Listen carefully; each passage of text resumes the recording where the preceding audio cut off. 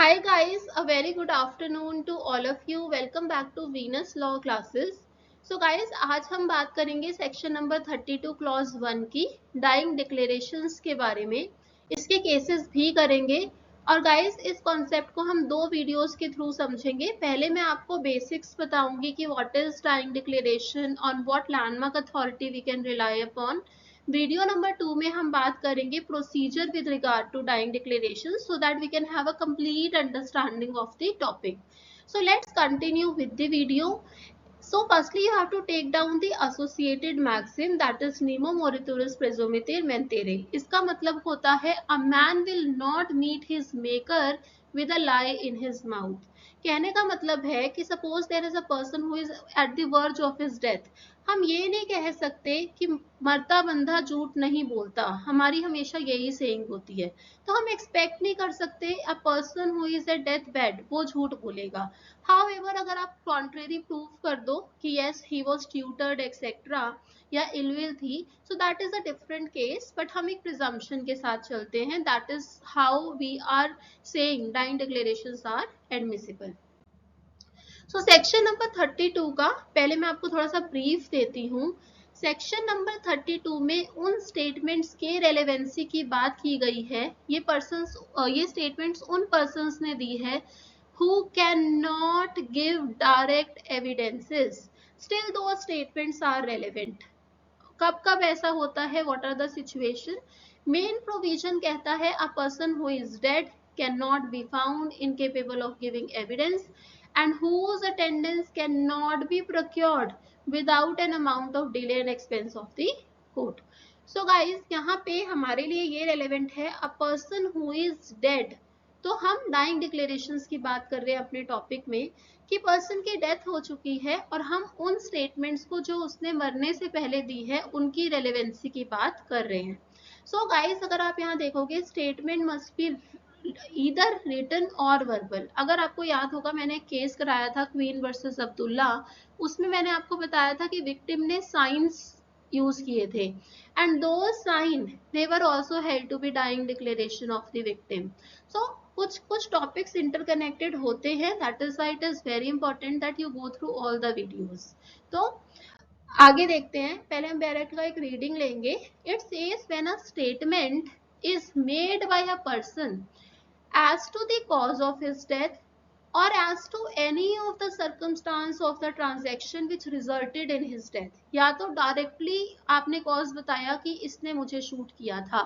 Suppose किसी ने आपको शूट किया, another person is also available, आपने कहा कि मुझे सी ने शूट किया. और as to any of the circumstances of the transaction which resulted into the death. So आपने उस circumstance के बारे में स्टेटमेंट दिया है उस ट्रांजैक्शन में जिसमें उसकी डेथ हुई है.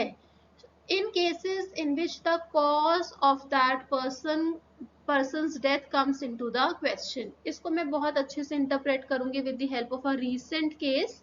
सो ये बहुत मैंडेटरी होता है कि जिस केस में हम डाइंग डिक्लेरेशन को यूज कर रहे हैं उसमें cause of death it should come into the question. So such statements are relevant whether the person made them was or was not at the time they were made under the expectation of death.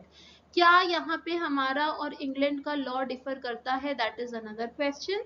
And whether and whatever may be the nature of the proceeding, क्या मैं इसको civil cases में भी use कर सकती हूँ, civil proceedings में?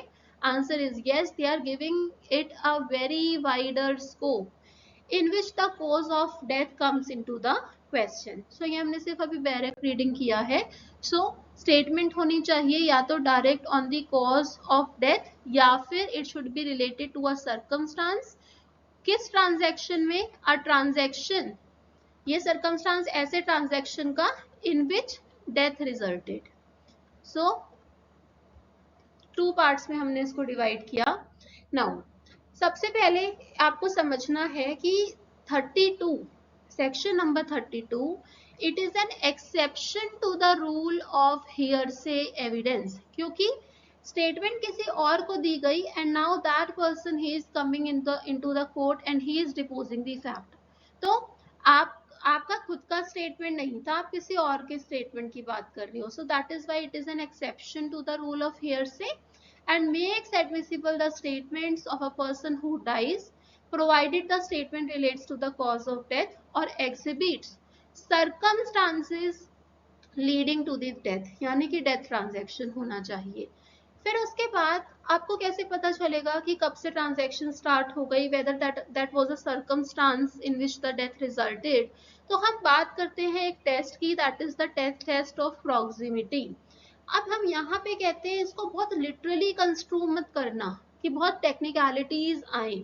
सो it can not be reduce to a cut and dried formula of universal application. अगर सपोज करो कि distance of time as in कि आपने यहाँ पे कुछ स्टेटमेंट दी थी और काफी दिनों के बाद जाकर डेथ यहाँ पर होती है, तो क्या मैं इन स्टेटमेंट्स को यूज कर सकती हूँ? लेकिन अगर वो सर्कमस्टांस ऐसे हैं, उन ट्रांजैक्शन से रिलेट करती हैं जिसमें डेथ हुई, तो answer is yes. So distance of time that is immaterial.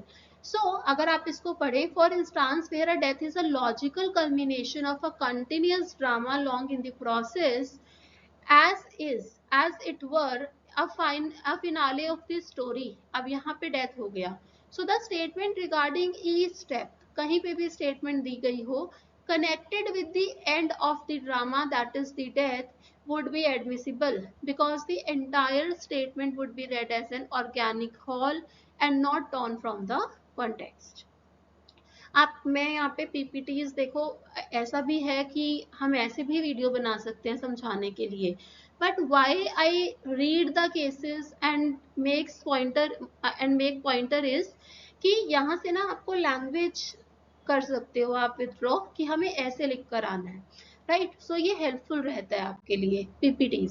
So now the dying declaration is yet another exception to the rule in criminal law कि हम एविडेंस को, जो भी आपका एग्जामिनेशन इन चीफ होता है एक्सेट्रा, उसमें हम कहते हैं कि क्रॉस एग्जामिनेशन की अपॉर्चुनिटी हमेशा होनी चाहिए। बट यहाँ पे हम पर्सन जिसकी डेथ हो रही है उसका क्रॉस एग्जामिनेशन तो नहीं कर सकते। हम थोड़ी ना कह सकते हैं कि आप आओ और आप ऊपर से आओ पहले भगवान जी के पास से, फिर आप क्रॉस कराओ, that is not a possibility. पर इन स्टेटमेंट को सॉलेमिनिटी मिलती है, हम इनको सैंक्टिफाई करते हैं। क्यों? that a person on the verge of death is not likely to make a false statement। यहाँ पे आप maxim again भी लिख सकते हो। now I'll be comparing it with the English law। हम इसको English law के साथ compare करेंगे। so देखो, इंग्लैंड में ये बहुत जरूरी होता है कि आपको डेथ का एंटिसिपेशन रहे, एक्सपेक्टेशन रहे। हमने क्या पढ़ा सेकेंड पैरा में, वेदर ही वॉज और was not under the expectation of death। So in English law the declaration should have been made under the sense of impending death। लेकिन Indian law में ऐसा जरूरी नहीं है। मैं आपको केस के हेल्प से भी बताऊंगी कि हमने कैसी स्टेटमेंट को भी रेलेवेंट माना था। सो यहाँ पे ये एक ह्यूज डिफरेंस है English law versus Indian law में, कि यहाँ पे हमें नीडेड नहीं है कि the person who made the statement he should be under the expectation of death when he gave the statement। now फिर दूसरा एक और होता है कि Indian law on the question of nature and scope of dying declaration has made a distinct departure from the English law where only the statements which directly relate to the cause of death are admissible। लेकिन अगर हम अपने clause 1 का second part पढ़ेंगे तो हमने तो उन सर्कमस्टांसेस को भी रेलेवेंट मान लिया है जो डेथ ट्रांजैक्शन में हुए, उनका अगर स्टेटमेंट है हमने उसको भी रेलेवेंट मान लिया। So that is how Indian law is wider in scope. और वैसे भी इंग्लैंड में it is only applicable to criminal proceeding और इंडिया में it is applicable to both because they are not specifying the nature कि आप कौन सी proceedings की बात कर रहे हो। So will be giving it a wider interpretation. Now the very landmark authority on the point, इसको मैंने आपको पहले भी केस कराया था, it is Pakala Narayana Swami versus king emperor 1939 privy council.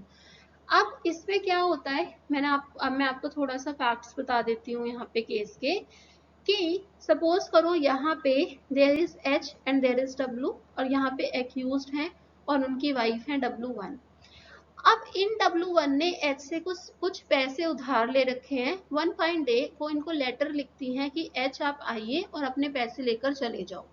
अब H इस सर्कमस्टांस के बारे में अपनी वाइफ को बताता है कि W1 की तरफ से लेटर आया है और वो कह रही हैं कि अपने पैसे लेकर चले जाओ, loan amount she wants to repay.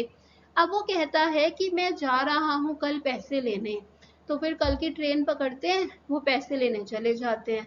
अब इन्होंने पैसे तो दे क्या ही देने थे, they cause the death of H. इसमें क्या होता है कि डेथ हो जाती है एच की। हमारे लिए क्वेश्चन ऑफ इंक्वायरी इज कि जो एच ने डब्लू को बताया था कि मुझे W1 का लेटर आया है, लेटर में लिखा है आप आओ अपने पैसे लेकर जाओ, तो क्या ये रेलेवेंट होगा as a dying declaration? Is it a circumstance of the transaction in which the death was caused? So the honorable court, it gave the answer in affirmative yes. अब आप ये ना मैंने क्लैट पीजी वाले बच्चों के लिए स्पेसिफिकली किया है बिकॉज आपके इंडियन एविडेंस एक्ट के लैंडमार्क केसेस पूछ रहे हैं और पैरास आर वेरी इंपॉर्टेंट। सो यहाँ पे इस केस में एक सजेशन दिया था काउंसिल ने। क्या सजेशन दिया था कि the suggestion that the statement must be made after the transaction has taken place, that the person making it must be at any rate near death, कि बिल्कुल ऐसा होना चाहिए कि डेथ के टाइम पे आप स्टेटमेंट दो, and that the circumstance can only include the acts done when and where the death was caused. तो यहाँ पे लॉर्डशिप्स ने बोला no, this is not the correct interpretation. However उन्होंने क्या कहा कि ऐसी कोई लिमिटेशन एटलीस्ट हमें तो नहीं दिखाई पड़ती। So the statement may be made before the cause of death has arisen, कि अभी कॉज अराइज ही नहीं हुआ था, अभी तो आपको लेटर आया था ना कि आप पैसे लेकर चले जाओ, अभी कौन सा डेथ का आपको हिंट भी नहीं था कि हाँ जी डेथ होने वाली है कॉज। स्टिल जो भी लेटर का इन्होंने अपनी वाइफ को बताया that was made admissible. or before the deceased has any reason to anticipate being killed, हमारे इंडियन लॉ में that is not a requirement. तो circumstance must be the circumstances of the transaction in which the death was resulted. General expression of fear and suspicions वो हम उसमें allow नहीं करते, proximity होनी चाहिए जैसे मैंने आपको बताया। Now moving further, circumstance of the transaction के बारे में ये ऑब्जर्वेशन दी गई, ये आपसे डायरेक्टली भी पूछा जा सकता है because even in the recent cases we are following this. Circumstance of the transaction is a phrase no doubt that conveys some limitations. इसमें हमें प्रॉक्सिमिटी रूल लगाना होता है कि आपका डेथ से रिलेटेड होनी चाहिए।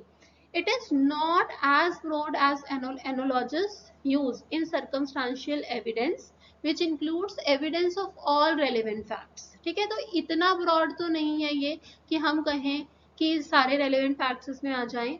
It is on the other hand narrower than res juste also. अब res juste में देखो क्या होता है कि वहां पे कुछ भी बोला हो that will become relevant. But यहाँ पे क्या होना चाहिए, circumstance must have proximate relation to the actual occurrence. It will be observed that circumstance of the transaction which resulted in the death of the declarant. अब देखो अगर cruelty होती गई, इस पॉइंट पे हुई, इस पॉइंट पे हुई, इस पॉइंट पे हुई, इस पॉइंट पे, इस पॉइंट पे, लास्टली सपोज डेथ हो गई, सुसाइड हो गया, now there is a case.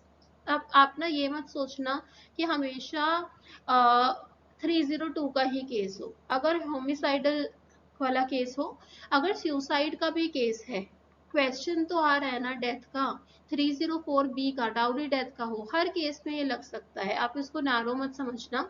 अब सपोज करो कि यहाँ पे जब क्रूलिटी हुई तो इन्होंने लेटर लिखा किसको, अपने सिस्टर को, फिर क्रूलिटी हुई तो सपोज अपने किसी फ्रेंड को लेटर लिखा अबाउट द सर्कमस्टांस कि मेरे अगेंस्ट क्रूलिटी हो रही है और ये सब, फिर उन्होंने सपोज अपनी मदर इन लॉ को लिखा, फिर उन्होंने इस बारे में अपने फादर को बताया, मदर को लिखा, फिर उन्होंने अपने फादर को बताया, फिर लास्टली वो एक सुसाइड नोट लिखती हैं।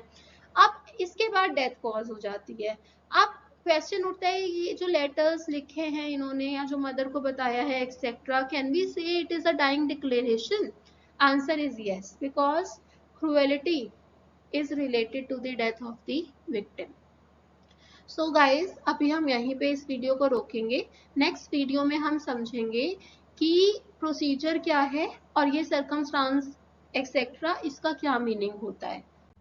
Thank you so much. For more legal judgement stay tuned with my channel. Please like subscribe भी कीजिएगा एंड ऑल्सो शेयर इट, अपने फ्रेंड्स के साथ शेयर कीजिएगा। Thank you so much, take care, bye.